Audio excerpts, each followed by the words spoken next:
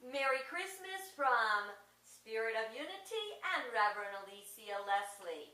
I'd also like to say Happy New Year. Oh, it may not be New Year's on the calendar yet, but the first Sunday of Advent marks the beginning of the Christian year. So, yeah, that is the beginning of our year, so Happy New Year.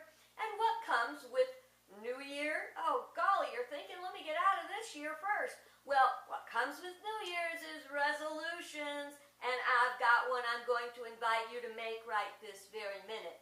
That resolution is to relax and have a simple Christmas. A wonderful, simple, peaceful Christmas that will bless you and give you as much as you give to it. Doesn't that sound like a great idea?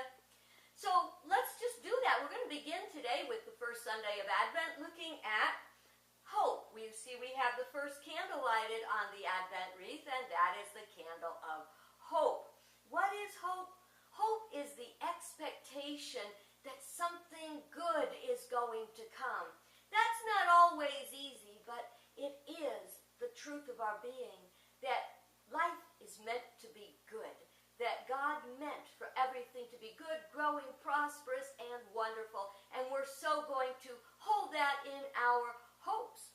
You know, I got a cute little story about a little boy who wanted a bicycle for Christmas. He wanted that bicycle so bad, so he wrote this really good letter to Santa Claus. I mean, it was, you know, how could Santa Claus say no? I've been a good boy all year. I'm going to be a good boy next year. I promise I'll take care of that bike if you give me a bike. I promise I will follow the rules when I'm riding it and take care of it. And so he gave this really, really good letter.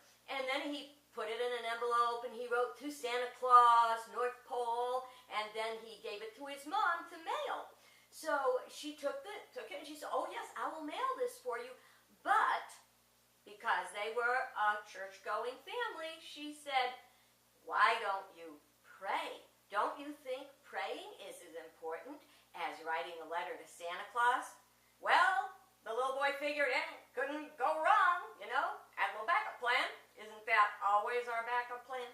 So every day he started to pray, dear God, please let me have a bike for Christmas. Dear Jesus, I promise if I get this Christmas bike, I will treat it so well. Kind of the same things as in the letter to Santa Claus. Well, he was so excited when he went to bed on Christmas Eve because, come on, how could you go wrong? You wrote a letter to Santa Claus and you prayed. That bike was going to be under the tree. He was so excited. He woke up at 3 o'clock in the morning and he tiptoed into the living room. Looked around. Looked like Santa had been there. There were presents under the tree, but no bike. He looked in the closet. He looked in the basement. He looked on the front porch. He looked in the backyard. There was no bicycle. He just could not believe it. Then he had a thought. He went over to the little nativity scene under the tree, and he gently picked up the statue of the Virgin Mary. He brought it into his bedroom, put it into his sock, put it in the top drawer, and closed it. He then wrote a little note that he brought over and placed right next to the baby Jesus in the manger. You want to know what that note said? Dear Jesus, if you ever want to see your mother again, there's going to be a bicycle under that tree when I get up in the morning. Isn't that the kind of the way that people hope? As a matter of fact, I'd like to share Charles Fillmore, his statement on hope. He said, hope is the expectation of good in the future. It is a quality, good as far as it goes, of the sense mind because it is subject to time. Now, there is a higher octave of hope, and that is faith. It goes from wanting to believe to actually believing, to know that you know that you know that life is meant to be good and that good is going to come to us. In the Bible, in Romans chapter 12, verse 12, it says, be joyful because you have hope. Well, sure, when things are going great, can't we have hope? But then it goes on to say, in times of challenge and trial, be patient. It also says, feed those in need and take care of them. You see, we really do need to employ challenging times. Sometimes we're afraid we can't take care of ourselves. How can we take care of somebody else? How? With hope and faith. What? That life is meant to be good and that God will bless us. You know, if we look at the time right before Jesus was born, life for the Hebrew people was terrible. They were being oppressed. They were being persecuted. They could hardly drum up any hope. Now, there were people that really kept that faith and really kept that hope, and they waited and prayed for the Messiah. But then, according to our Christian tradition, the Messiah came, but they didn't know him. They didn't recognize him. Who did? Well, Mary sure did, because she got the message. The followers of Jesus sure did, because they heard the teaching and they tried it and they knew that it worked. What about you? What about me? Do we really believe that the Messiah came and gave us this amazing teaching? Now, he didn't leave it there. Jesus gave us the teaching and said, these things I can do, and even greater things shall you do. Are we doing it? When we engage our faith and our hope, we're going to find that we can do so much more than we ever believed possible. It's so simple. Can we take this simple message of Christmas into our holiday? Can we keep it simple, based on faith and hope? Can we let go of fear that Christmas isn't going to be perfect, that we have to overspend in order to have a good Christmas? How can we let go and simplify and enjoy? I got a cute little object lesson here. This is a piece of yarn, and as you can see, the yarn stretches from point A to point B. No problem.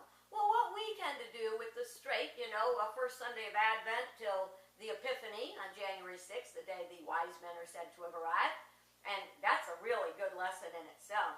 How long is it going to take us to get wise? Anyway, we take this simple string and then we kind of mix it up, and we mix in stuff like theology, and we mix in Santa Claus. Oh, yes, we do.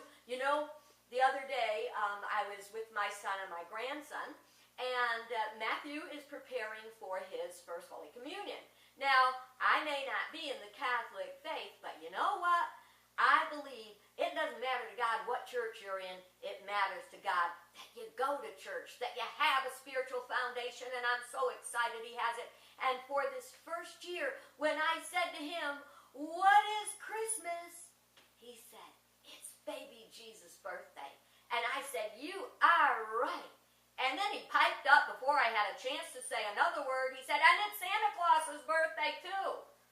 And I said, "Oh, no, that is not Santa Claus's birthday." Speaking of which, do you know what Santa Claus's birthday is? How about December 6th, the Feast of St. Nicholas? What do you think Christmas would be like if instead of having presents under the tree on Christmas morning, we got them done on St. Nicholas Day? Or what if instead of giving presents Christmas Day, we took those gifts and we gave them on the Epiphany, when the wise men came and brought their gifts? Ooh, let's take it one step farther. What if there were only 3 gifts per person under that tree? Hey, it was enough for baby Jesus, right? Should be enough for us. Well, if you look at what we've done with our simple from Advent to the Epiphany line, we've taken and we've tangled it up with parties and responsibilities and coulda, woulda, shouldas and all that other stuff. How sad is that? And then we want to untangle it, but we can't, because when we get knots in it, the harder we try to fix it, the tighter the knots get. What do you do when you want to release the knots? There's only one way. You've got to relax. You've got to become calm and peaceful, and you will find that the knots fall right out. I have a little last thing that I'd like to share with you. It's a little reading, and I think you'll recognize as I read it the scripture that it kind of is referring to. This was a parable written by Kathy Schreifer. It says, Martha's Christmas trimmings were a decorator's dream. Her tree a dazzling masterpiece that fit the color scheme. The gifts, all wrapped creatively, lent just the perfect touch. The windows shone. She wondered if the snow would streak them much. When Jesus came, she quickly brought to him all her best hors d'oeuvres. Then she bustled to the kitchen, for she had a meal to serve. When Jesus came to Mary's house, the tree was plain and small, trimmed with childish ornaments and homemade paper chains. But Mary smiled warmly and said, I'm glad you came. They popped some corn, drank lemonade, and laughed while playing games. They talked and shared for hours, and when the night was through, Mary begged him, come back soon. There's always room for you. You've probably pondered the question before. Have you made room in your life for the Christ at Christmas? I'd also like to ask you, have you made room in your life for you at Christmas? You can tell from that little poem, and you can even look back in your own lives, and I'm sure you can see times when it was the simplest things that were the best. Each week I look forward to bringing you another message about having a simple Christmas. But for this